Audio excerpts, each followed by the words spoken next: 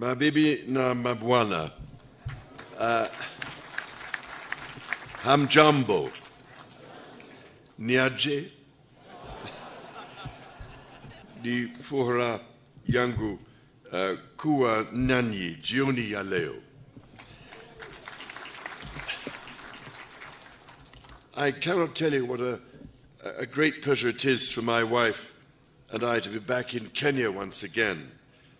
I am enormously grateful to you, Mr. President, Madam First Lady, for your most generous invitation to make this state visit.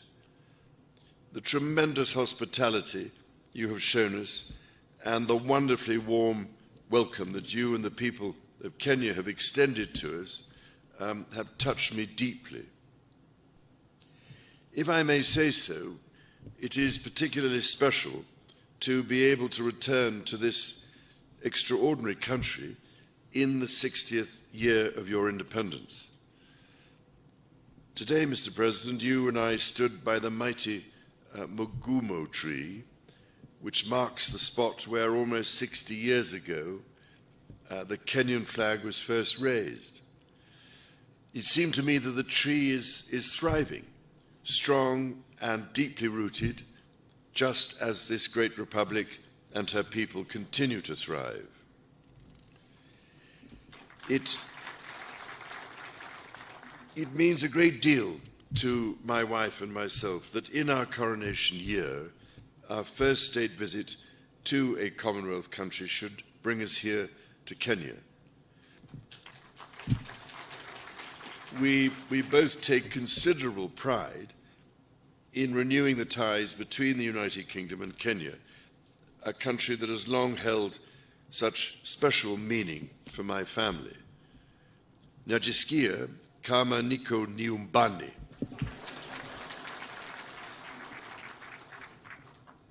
Now, it is well known, I think, that my dear mother, the late Queen, had a particular affection for Kenya and the Kenyan people.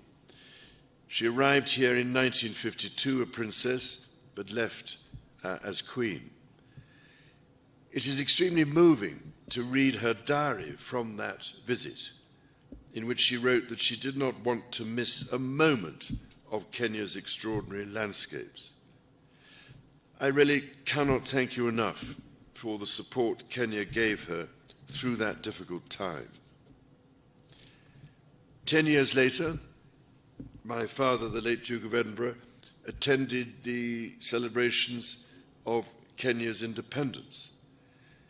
To mark the occasion, Her late Majesty wrote to President Jomo Kenyatta to convey her sincere hope that with God's guidance, Kenya would prosper and that her people would have peace and contentment in full measure.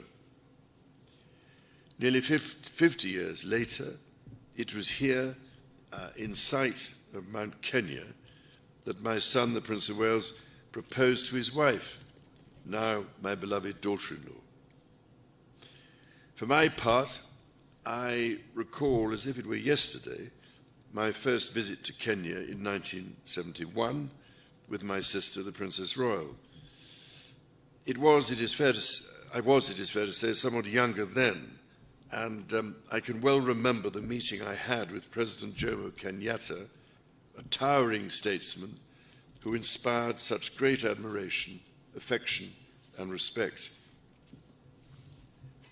On subsequent visits here, I was most fortunate to be able to spend some time with Kenyan conservationists, from whose profound knowledge of their environment I learned so much. Among them was the late great environmentalist and Nobel Prize winner, Wangari Maathai, someone whom I greatly admired and loved. And I'm very much looking forward to spending a little time with her daughter this week and to planting a tree in her mother's memory.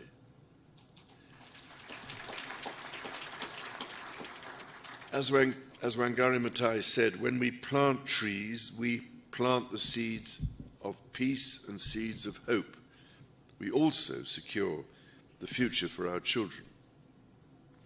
This is a sentiment that, as avid dendrophiles, lovers of trees, I know, Mr. President, that you and I share. Indeed, having been planting trees for most of my life, I thought I was doing rather well, but your ambition to plant 15 billion trees makes me look rather more critically at my own efforts. Ladies and gentlemen, my own and my family's special connections to Kenya are but one example of the myriad links between our two countries. The British people hold a deep affection for Kenya and visit in their tens and even hundreds of thousands every year. By the same token, I am delighted and proud that so many Kenyans choose to live, work and study in the United Kingdom. Before travelling here, my wife and I held a reception in London to celebrate the invaluable contribution of Kenyans and British Kenyans to almost every field of British life, from the arts to medicine to academia. I was as touched by their affection for the United Kingdom as I was immensely grateful for what each of them brings to my country. It is the intimacy of our shared history that has brought our people together. However, we must also acknowledge the most painful times of our long and complex relationship. The wrongdoings of the past are a cause of the greatest sorrow and the deepest regret.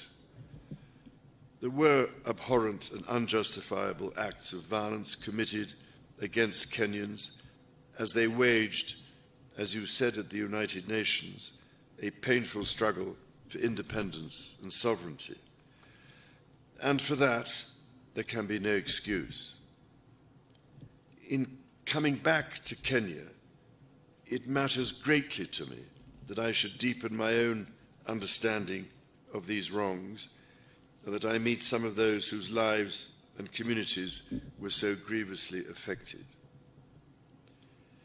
None of this can change the past, but by addressing our history with honesty and openness, we can perhaps demonstrate the strength of our friendship today. And in so doing, we can, I hope, continue to build an ever closer bond for the years ahead. As Jomo Kenyatta said, our children may learn about the heroes of the past. Our task is to make ourselves the architects of the future. Mr. President, in returning to Kenya, I have been struck by the many ways in which our country's relationship is now closer than ever. It is a modern partnership of equals facing today's challenges and looking to the many opportunities that together we can seize. Whether by using the King's Cross regeneration as a model for the Nairobi railway city, or by learning from Kenya how the blue economy can really work for local communities. All of you here this evening and across our countries deserve our gratitude for your ceaseless work to realize our joint ambitions. Our people's security is of paramount concern. It is fitting, then, that Kenya's first Marine Commando unit was established earlier this year, trained by British Royal Marines. I also look forward to visiting Karioko War Grave Cemetery, where I will honor Kenyans and other Africans who died in 2 world wars. We must ensure all are granted the remembrance befitting their service. Kenya's efforts to address the existential challenges of climate change and biodiversity loss are remarkable. From generating over 90% of your electricity from renewable sources to ambitious reforestation and restoration programs, to hosting the first Africa Climate Summit here in Nairobi last month, Kenya is offering extraordinary leadership. The Nairobi Declaration brings together different peoples whose cooperation will be essential to solve some of the serious environmental and ecological challenges not only facing us in the future, but facing us here and now. And it is, if I may say so, absolutely vital that your and Africa's voice continues to be heard, including at COP28 and beyond. Because, Mr. President, there is much we could all learn from Kenya's example, so that the natural world we treasure, and which ultimately is our only sustainer, can be preserved and, above all, greatly enhanced and restored for the benefit of our grandchildren and the generations that follow them. Those next generations are themselves taking remarkable strides to secure their own future. I've long believed in the extraordinary potential of our young people and left my meeting with young Kenyan entrepreneurs today inspired by their accomplishments. It gives me great pride, therefore, that the Prince's Trust, which I established very nearly 50 years ago to support young people, is now operating in Kenya, and that in 2021, Ekalali Susan from Turkana County became the first Kenyan winner of the Trust's Global Award for her entrepreneurial efforts to help lift her family out of poverty.